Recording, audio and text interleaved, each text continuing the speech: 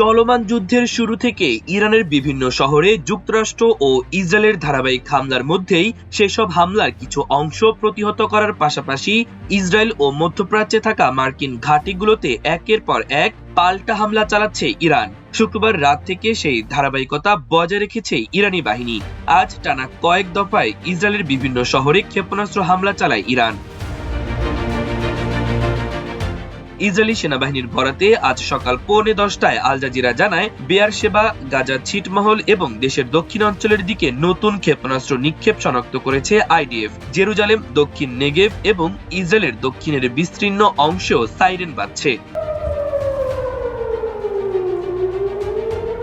এর আগে ইসরায়েলের সামরিক বাহিনী জানায়, ইরান থেকে নতুন দফায় বেশ কিছু ক্ষেপণাস্ত্র হামলা চালানো হয়। এসব ক্ষেপণাস্ত্রের হুমকি মোকাবেলায় ইসরায়েলি আকাশ প্রতিরক্ষা ব্যবস্থা কাজ করছে।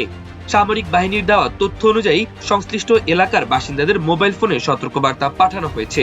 ইসরায়েলি বাহিনীর এক বিবৃতিতে বলা হয়, প্রতিরক্ষা ব্যবস্থাগুলো বর্তমানে সক্রিয় রয়েছে। তার আগে ইসরায়েলি সংবাদ মাধ্যম টাইমস অফ ইসরায়েল জানায়, বাংলাদেশ সময় শনিবার রাত প্রায় 2টার দিকে ইরান থেকে নতুন করে ক্ষেপণাস্ত্র ছোড়া হয়। প্রতিবেদন অনুযায়ী স্থানীয় সময় সন্ধ্যার পর থেকে ওই সময় পর্যন্ত 3 দফায় ক্ষেপণাস্ত্র হামলা চালানো হয়েছে ইসরায়েলের দিকে। নতুন এই হামলার পর ইসরায়েলের মধ্যাঞ্চল ও দখলকৃত পশ্চিম তীরে সতর্কতামূলক সাইরেন বেজে ওঠে। এতে সম্ভাব্য হামলার আশঙ্কায় সাধারণ মানুষকে নিরাপদ আশ্রয়ে যাওয়ার নির্দেশ দেওয়া হয়েছে। মধ্যপ্রাচ্যে চলমান উত্তেজনার মধ্যে এই হামলাকে পরিস্থিতি আরো জটিল করে তুলতে পারে বলে মনে করছেন বিশ্লেষকরা। এদিকে ইসরায়েলের চ্যানেল 12 এর সংবাদে বলা হয়েছে, বিমান প্রতিরক্ষা ব্যবস্থা একটি ইরানি ক্ষেপণাস্ত্র আটক করেছে এবং কোনো হতাহতের খবর পাওয়া যায়নি। ইসরায়েলি সেনাবাহিনী জানিয়েছে যে পরিস্থিতিগত মূল্যায়নের পরে বাসিন্দাদের এখন সুরক্ষিত স্থান ত্যাগ করার অনুমতি দেওয়া হয়েছে।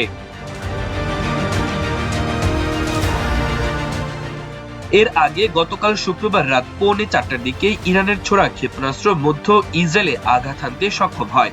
ইসরায়েলি সংবাদ মাধ্যম হারজেতের বরাতে এ তথ্য জানায় ইসরায়েলি ইমার্জেন্সি সার্ভিস।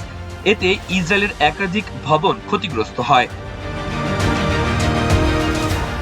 তারও আগে বাংলাদেশ সময় শুক্রবার রাত 2:45টার দিকে ইসরায়েলকে লক্ষ্য করে একাধিক ক্ষেপণাস্ত্র ছোড়ে ইরান। 2 ঘন্টা বন্ধ থাকার পর ইরান নতুন করে আবারও ক্ষেপণাস্ত্র নিক্ষেপ করে, যার মধ্যে একটি ক্লাস্টার মিসাইল মধ্যাঞ্চলে আঘাত হানতে দেখা যায়। মিসাইলের প্রভাবে ইসরায়েলের মধ্যাঞ্চলে সতর্কতামূলক সাইরেন বেজে ওঠে।